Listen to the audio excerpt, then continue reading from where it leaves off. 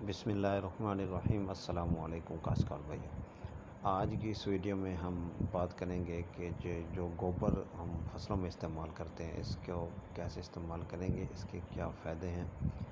کیونکہ اکثر کاشتکار بھائیوں کے میسج آ رہے ہوتے ہیں کہ ہم نے اتنی ٹرالی گوبر زمین میں ڈال دی ہے، اپنی اس فصل میں ڈال دی ہے، تو اب کیا ہم کھادوں میں کمی کر سکتے ہیں؟ اب ہمیں یہ گوبر کون کون سے نیوٹرینٹس دے گا، کون کون سے نیوٹرینٹس ڈالنے چاہیے، اور ہم نے کتنی مقدار میں گوبر کو استعمال کرنا چاہیے تھا، کہیں زیادہ تو نہیں ڈالا۔ یہ مختلف سوالات تھے۔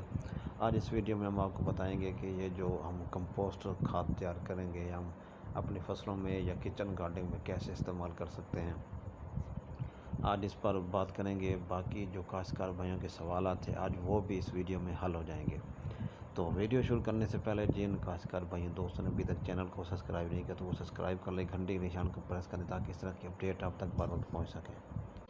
تو کاشتکار بھائیوں، جو اکثر دیکھنے میں ہے کہ جو کاشتکار گوبر استعمال کرتے ہیں وہ کچا گوبر ہی یعنی تازہ گوبر ہوتا ہے وہ فصلوں میں ڈال دیتے ہیں۔ کیونکہ آپ کو پتہ ہونا چاہیے کہ جو ہم گوبر ڈال رہے ہوتے ہیں اگر اس کی اچھے طریقے سے کمپوسٹنگ نہ ہوئی ہو تو بجائے ہمیں فائدہ دینے کے نقصان دیتا ہے۔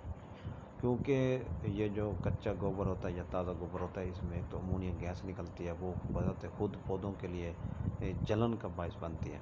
اس کے اندر جڑی بوٹیوں کے سیڈ ہوتے ہیں وہ بھی اگاتے ہیں، بجائے ہمیں فائدہ ہونے کے نقصان ہو رہا ہوتا ہے۔ دوسری بات، ان جو گوبر ہوتا ہے اس میں مائکرو آرگنزم گرو ہو رہے ہوتے ہیں، یا دوسری بات یہ کہ اس میں جو خوراکی اجزاء ہیں وہ اویلیبل فارم میں نہیں ہوتے۔ جب ہم اسے زمین میں سپریڈ یعنی پھیلا دیتے ہیں تو اس وجہ سے جو مائکرو آرگنزم ہوتے ہیں انہیں وہ خوراک نہیں مل سکتی، اس لیے وہ زمین میں موجود جس طرح وہ نائٹروجن ہوتی ہے وہ وہاں سے مائکرو نیوٹرینٹس لینا شروع کر دیتے ہیں۔ اس سے ہمارے پودوں کو صحیح طریقے سے مائکرو نیوٹرینٹس نہیں ملتے، بجائے ہم نے گوبر جو استعمال کیا وہ اس سے ہمیں نیوٹرینٹس ملنے کی بجائے اس سے نیوٹرینٹس کی کمی ہونا شروع ہو جاتی ہے ہماری زمین کے اندر، تو اس سے جو پودے ہیں وہ مرجھا جاتے ہیں، صحیح طریقے سے گرو نہیں کر سکتے۔ تو اس چیز کو ہم کیسے مینیج کر سکتے ہیں؟ تو ہمیں کوشش کریں کہ اس کی صحیح طریقے سے کمپوسٹنگ کر کے فیلڈ میں ڈالنا چاہیے۔ تو وہ ہم کیسے کر سکتے ہیں؟ نمبر ایک، اس کے لیے جو ہمارا یہ ایک تو گوبر ہو گیا، دوسرے اس کے لیے ہمیں ہائی کاربن میٹیریل چاہیے ہوتا ہے جس میں ہمارے جو گلے سڑے خشک پتے ہوتے ہیں پودوں درختوں کے، اس کے ساتھ ساتھ جو فصلوں کی باقیات ہوتی ہیں جس طرح مکئی کے خشک ٹانڈے ہو گئے، یا وہ گندم کے ویٹ سٹرا، یا وہ گندم کا جو سٹا ہوتا ہے، سٹا کاٹنے کے بعد جس طرح وہ تھریشر چھوڑ جاتی ہے وہ میٹیریل ہوگا۔ اس کے ساتھ ساتھ مکئی کے ٹانڈے اور کوئی خشک گھاس، اس کے ساتھ ساتھ ایک تھرمامیٹر تاکہ اس کا ٹمپریچر کو آپ چیک کر سکیں۔ تو اب پروسیس شروع کرتے ہیں کہ کمپوسٹنگ کرنی کیسی ہے۔ تو اگر آپ بڑے لیول پر استعمال کر رہے ہیں تو اس کے لیے ایک بڑا گڑھا کھودنا پڑے گا گوبر کے حساب سے، یا پھر اگر آپ اپنے گارڈن یا کچن گارڈننگ کے لیے استعمال کرنا چاہتے ہیں اس کے لیے ہمیں چھوٹا گڑھا کھودنا پڑے گا۔ تو اس میں ایک بات کا خیال رکھیں، جو ہمارا گوبر ہے اس میں بہت زیادہ نمی بھی نہیں ہونی چاہیے اور بہت زیادہ خشک بھی نہیں ہونا چاہیے۔ کوشش کریں کہ جو اس کا ٹمپریچر ہے وہ 60 پر ہونا چاہیے، یعنی جب آپ اسے ہاتھ میں لے کر پریس کریں زور سے تو اس وقت چند ایک قطرے نکلنے چاہیے پانی کے، یعنی 60% اس کا مائسچر لیول ہو تاکہ اتنا نمی نہ ہو اور خشک بھی نہ ہو۔ تو اب آپ اسے کرنا کیسے ہے کہ جب آپ نے گھڑا تیار کر لیا ہو تو کوشش کریں کہ اس گھڑے میں پہلے جو ہائی کاربن میٹیریل ہے اس میں خشک پتے ہو گئے یا جو فصلوں کی باقیات ہو گئی، مکئی کے ٹانڈے، گندم کے، یا کوئی اور خشک گھاس بھی ہو سکتا ہے، اس کی آپ 3 انچ کی لیئر اس گھڑے کے اندر پہلے بچھا لیں، اور 3 انچ کی لیئر بچھانے کے بعد اس کے اوپر آپ نے 2 انچ کی لیئر گوبر کی چڑھانی ہے۔ اس کے بعد پھر آپ نے 3 انچ کی لیئر ہائی کاربن میٹیریل کی جس میں خشک پتے ہو گئے یا فصلوں کی باقیات وہ لگانی ہے۔ تو یہ لگانے کے بعد پھر آپ نے کوشش کرنی ہے کہ اگر آپ کے پاس ویسٹ ڈیکمپوزر ہے تو آپ اس کو وہ سپرے کر دیں ہر لیئر بعد۔ تو اگر ایسا ممکن نہیں ہے تو پھر آپ وہ لسی جو چاٹی والی لسی ہوتی ہے اس کا بھی آپ وہ سپرے کر سکتے ہیں تاکہ اسے جو ڈیکمپوزیشن کا عمل ہوتا ہے وہ تیز ہو جائے، وہ جلدی ہو جاتا ہے۔ تو اسی طریقے سے اگر آپ کے پاس یہ سہولیات نہیں ہے تو پھر آپ کوشش کریں کہ ہر لیئر بچھاتے ہیں، ہر 3 انچ کی لیئر کاربن میٹیریل کی، پھر اس کے اوپر لیئر گوبر کی، تو پھر اس کے اوپر 3 انچ کی ہائی کاربن کی آپ اس وقت تک لیئر لگاتے رہیں جب تک آپ کا یہ गोबर जो है वो मुकम्मल नहीं हो जाता। तो इसी तरीके से जब आपका सारा गोबर इस्तेमाल हो जाए तो कोशिश करने की जो एंड वाली ऊपर वाली आखिरी लेयर होगी उसके ऊपर भी आपने आधी इंच की मिट्टी की लेयर लगा देनी, यानी तह लगा देनी, ताकि ऊपर से भी कवर हो जाए।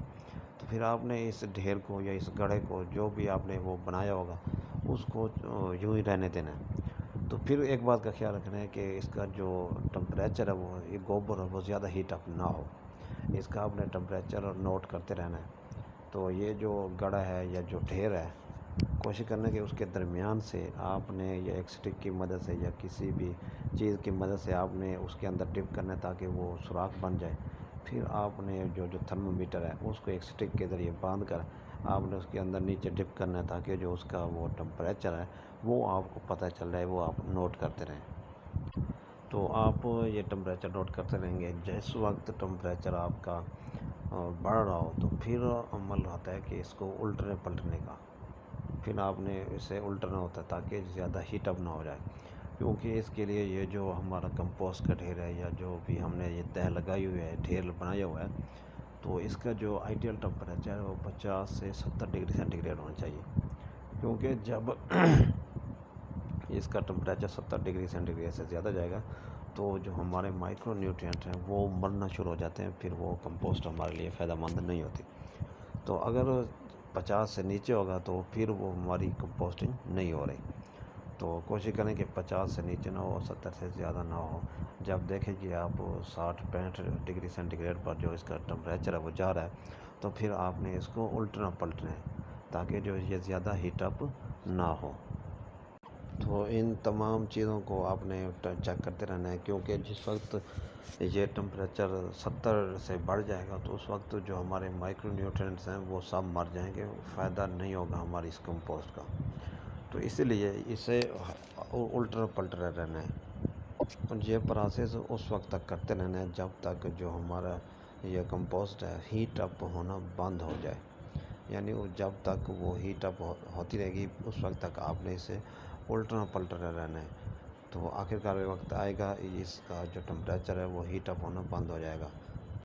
तो जब ये इसकी हीट अप होना बंद हो जाएगा उस वक्त तो एक मट्टी सी स्मेल आना शुरू हो जाएगी और इसका रंग जो है आपको वो भूरे रंग का होना नज़र आ जाएगा।